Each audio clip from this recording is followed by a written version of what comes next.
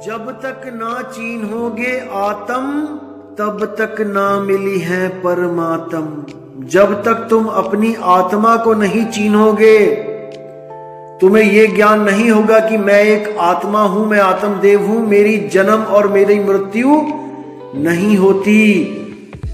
मैं जन्म मरण से न्यारा हूं, लेकिन मैं भूल के कारण इस दुनिया में आया और जन्म मरण के चक्कर में पड़ गया। इसको समझो मेरे भाइयों, यही मूल ज्ञान है। घर में धरी वस्तु नहीं सूझे। कितनी प्यारी, कितनी गहरी बात है यहां पे। देखो कितना क्लियर कर दिया साहिब ने, बात ही खत्म कर दी। अब कई लोग कहते हैं जो वस्तु मेरे पास है वो पूरे ब्रह्मांड में नहीं है। देखो उन अज्ञानियों को क्या बोल रहे हैं साहिब, घर में धरी वस्तु नहीं सूझे, बाहर ढूंढन जासी। घर में वस्तु पड़ी हुई है लेकिन हमें खबर ही नहीं है, पता नहीं कहां कहां भटक रहे हैं हम, और ऐसे ऐसे गुरुओं के चक्कर में पड़ रहे हैं जो वो सार वस्तु हमारे कान में डाल रहे हैं।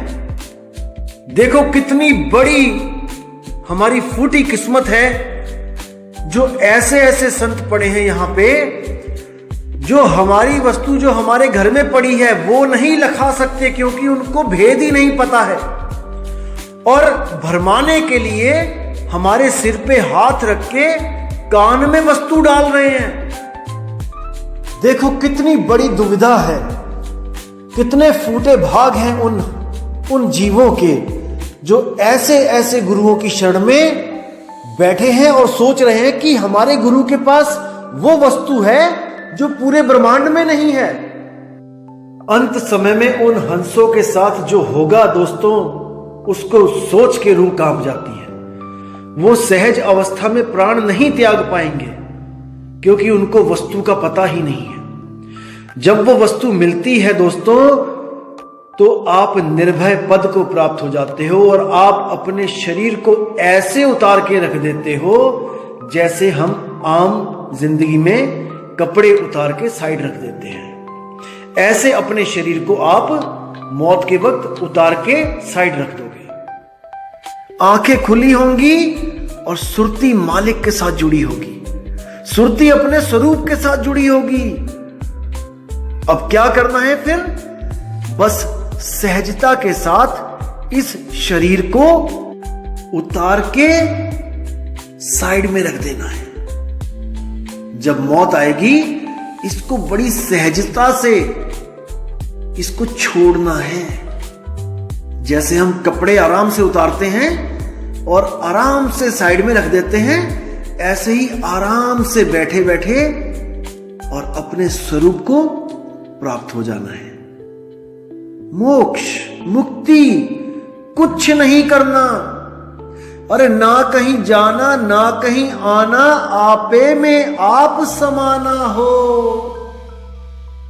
ये मूल ज्ञान है कबीर साहब का। इसको समझो मेरे भाइयों। आगे क्या कहते हैं? अब कहते हैं मृग के नाभि माह कस्तूरी। वाह, कि मृग की नाभि में ही कस्तूरी है, पर बन बन खोजत जासी। बिना भेद के खोजता फिर रहा है, भटक रहा है, लेकिन वस्तु पास होते हुए भी बहुत दूर है। इसलिए कहते हैं कि जब भेदी गुरु मिल जाएगा तो पल में वो वस्तु मिल जाएगी। अरे कोटि जन्म का पंथ था, पल में दिया पहुंचाए। अरे सतगुरु बड़े दयाल हैं, भेद दिया बतलाए। वाह, साहिब कहते हैं सतगुरु बड़े दयाल हैं, ऐसा दयाल और कोई नहीं है जो आपको भेद बता देते हैं, आप पर दया करके लेकिन माफी चाहूंगा, कुछ ऐसे कपटी भी होते हैं इस दुनिया में जिनको मुक्ति से कुछ लेना देना नहीं होता। वो तो बस ये देखने जाते हैं कि वो गुरु क्या दे रहा है, वो गुरु क्या दे रहा है, वो गुरु क्या दे रहा है, और उनको ज्ञान से कुछ लेना देना नहीं होता। भेद नहीं जान पाते हैं और अपना दिमाग लगा के, जो एक्स्ट्रा दिमाग लगा के अपने मन से ही कुछ ना कुछ उल्टा पुल्टा सोच के कि शायद वो ऐसे करवाते होंगे, शायद वो ऐसे करवाते होंगे, शायद ऐसा हो जाएगा, और अपने मन की खिचड़ी बना के पका के वापस बेरंग लिफाफे की तरह अपने घर वापस पहुंच जाते हैं। यानी कि बारिश में घड़ा लेके गए भरने के लिए, लेकिन घड़ा उल्टा था, भरेगा कैसे? जब तक बर्तन सीधा नहीं करोगे उसमें पानी नहीं जाएगा। तो साहिब कह रहे हैं वस्तु तुम्हारे पास है, वो सार वस्तु तुम्हें कोई दे नहीं सकता, कोई भी नहीं दे सकता। अरे उस कस्तूरी कौन दे सकता है हिरन को, मुझे कोई बताए। लेकिन भेद ना होने के कारण उसके पास जो कस्तूरी है वो उससे बहुत दूर है।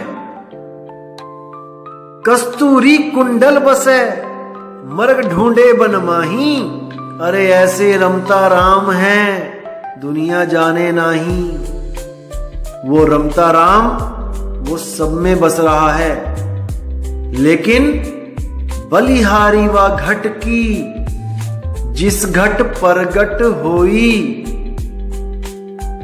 यानी बलिहार जाता हूं मैं उस घट की जो विवेक के द्वारा इस ज्ञान को समझ जाता है कि वो परमात्मा कहीं और नहीं है, हमारे पास है, सबके पास है। वो किसी सतलोक में नहीं बैठा है, किसी कुर्सी पे, किसी मेज पे, किसी तख्त पे। वो किसी स्वर्ग में नहीं बैठा है इंद्र बन के, वो किसी ब्रह्मलोक में नहीं बैठा है ब्रह्म बन के। भाई वो घट घट मेरा साइया है, सुनी सेज न कोई, और बलिहारी व घट की जिस घट पर गट होई।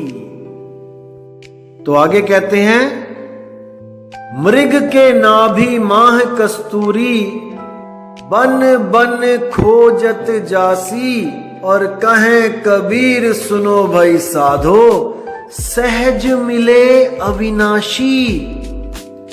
कि वो अविनाशी सहज ही मिलेगा। सहज योग जब करोगे, सहज साधना करोगे, तब आपको समझ में आएगा कि वो कैसे मिल सकता है सहजता से। वो किसी भी हठ योग से, कर्म योग से, प्रेम योग से, राज योग से नहीं मिलने वाला। वो केवल और केवल सहज योग से मिलेगा। सहज योग का मतलब क्या है? सुरती को सारी